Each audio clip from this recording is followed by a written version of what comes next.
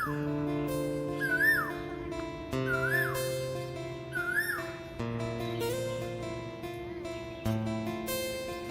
Everyone, so আমরা সকাল সকাল স্নান করে বেরিয়ে পড়েছি মন্দিরের উদ্দেশ্যে। এই ভিডিওটা ছিল 31শে মে, মানে হচ্ছে আমার অ্যানিভার্সারির দিন।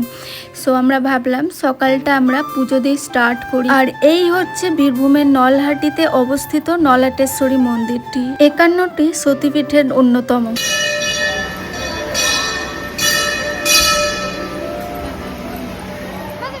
দেখতে দেখতে বিবাহিত জীবন 10 বছর কাটিয়ে ফেললাম।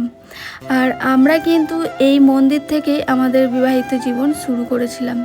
তো দেখো এদিকে ভাইরা এখন আসছে, তো চলো এবার আমরা পুজোটা দিয়েই দিই। ভেতরে যেহেতু একটু ভিড় ছিল, তো সেই কারণে আমরা একটু বাইরেই দাঁড়িয়ে রয়েছি। আর কিছুক্ষণ সময় আমরা কিছু ফটো এখানে তুলি। তো চলো এবার আমরা ভেতরে যাই। তো এখানে তোমাদের মায়ের দর্শন করিয়ে দিই। মায়ের কাছে একটাই প্রার্থনা করি, আমি যেন আমার স্মৃতি সিঁদুর নিয়ে সারা জীবন স্বামীর সাথে এইভাবেই কাটিয়ে দিতে পারি। আর এদিকে দেখো আমার ভাইয়েরা এখন পুজো দিচ্ছে। তো আমরা এবার চলো, পুজো দেওয়া হয়ে গেছে। আর অন্বেষাকে বলেছি ব্যাগটা ধর, আমি একটু ধূপকাঠিটা জ্বালাই। তো দেখতে পাচ্ছ এদিকে ধূপকাঠি জ্বালাচ্ছি, যেহেতু বাইরে ভীষণ হাওয়া দিচ্ছিল। আর সেই দিন ভীষণ গরম ছিল, যে কারণে আমি রোদে যে পা ফেলতেও ভীষণ কষ্ট হচ্ছিল, জানো তো। আর এই মন্দিরের অনেক কাহিনী আছে, সো তোমাদের সবটাই বলবো, তো স্কিপ করে যাও না, ভিডিওটা দেখো। পৌরাণিক কাহিনী অনুযায়ী দেবী সতীর দেহত্যাগের পর ভগবান বিষ্ণু তার সুদর্শন চক্র দিয়ে সতীর দেহ খণ্ডগুলো খণ্ড বিখণ্ড করেছিলেন।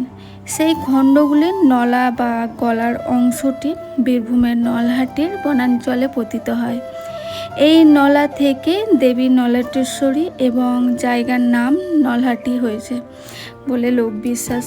বলা হয়ে থাকে যে এই মন্দিরের গর্ভগৃহে দেবীর মূর্তির নিচে গর্তে যত জলই ঢালা হোক না কেন, তা কখনো উপচে পড়ে না, এবং জল পড়ার সময় মানুষের ঢোক গেলার মতো শব্দ শোনা যায়।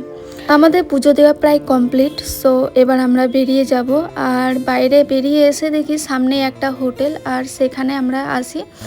তো এখানে আমরা অর্ডার করি গরম গরম কচুরি আর ঘুগনি। সো দেখো আমাদের গরম গরম কচুরি আর ঘুগনি চলে এসেছে। তো চলো বেশি দেরি না করে এবার আমরা খাবারটা খেয়ে নিই। তো তোমাদের আমি থাকা খাওয়া আর কিভাবে যাবেন সেটাও আমি এই ভিডিওর মধ্যে বলে দেব, তো ভিডিওটা কেউ স্কিপ করো না। আর এই জায়গাটা না আমার ভীষণ প্রিয় ছোটোবেলা থেকে। তো যাই হোক, তো তোমরা কিভাবে যাবে তো সেটাও বলে দিচ্ছি। রামপুরহাট থেকে একটি স্টেশনের পরে নলহাটি। এছাড়া রামপুরহাট থেকে ছোট যে কোনো গাড়িতে মাত্র 15 কিমি রাস্তা হলো নলহাটি। আর থাকা খাওয়া নলাটেশ্বরী মন্দিরের গায়ে আছে অতিথি নিবাস, সেখানে থাকার বন্দোবস্ত আছে। এছাড়া মায়ের অন্নভোগ গ্রহণের নিত্য ব্যবস্থাও আছে। আর এই যে এই পাহাড়টা দেখতে পাচ্ছ, এই পাহাড়টার নাম পার্বতী পাহাড়। মন্দিরটি একটি ছোট্ট টিলার ওপর অবস্থিত, যা স্থানীয়ভাবে পার্বতী পাহাড় নামে পরিচিত।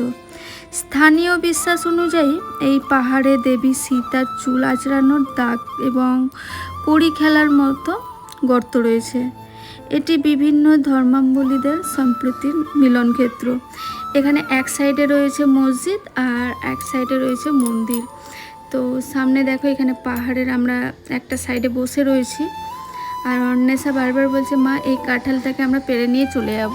ভেবেছিলাম সামনে যে বট গাছটা রয়েছে সেখানে গিয়ে বসলে হয়তো গরমটা একটু কম লাগবে, হয়তো হাওয়া দেবে, কিন্তু সেখানে এসে দেখি এতটাই গরম লাগছে, ভীষণ অতিষ্ঠ। এই যে এত জঙ্গল দেখতে পাচ্ছ, এখানে না আসলে একটু ঠান্ডা বা যাই হোক, সেদিন হয়তো ভীষণ গরম ছিল যে কারণে হয়তো। আর আমরা কাঁঠাল গাছের সাইডে এদিকে বসে থাকি। তো চারি সাইডে দেখি লোকজন সবাই বসে রয়েছে, আর জায়গাটা ভীষণভাবে উপভোগ করছিলাম, খুব ভালো লাগছিল এখানে এসে। আর কিছুক্ষণ বসে থাকার পর আমরা চলে যাই। তবে দেখো অন্বেষাকে বলি যে অন্বেষা একটু ফটো তুলে দিই, তো একটু আমরা এখানে অনেক ফটো তুলেছি জানো তো। আর এই যে এই বট গাছটার নিচে সবাই বসে রয়েছে। আর এবার আমাদের যাওয়ার পালা, মানে বাড়ি যাওয়ার পালা। সো সন্ধ্যে যে ভিডিওটা সেটাও তোমাদের সাথে শেয়ার করব। আর এখানকার ট্রেনের লাইনটা ভীষণ বাজে, মানে হচ্ছে এখান থেকে আরও অনেকটা দূরে আমাদেরকে গিয়ে আবার ট্রেন ধরতে হয়েছিল, যেটা গরমে ভীষণ কষ্ট হচ্ছিলো। আমরা এখানে অনেকক্ষণ ওয়েট করার পর আবার সেখানে যাই। তো ভিডিওটা ভালো লাগলে লাইক করে দিও।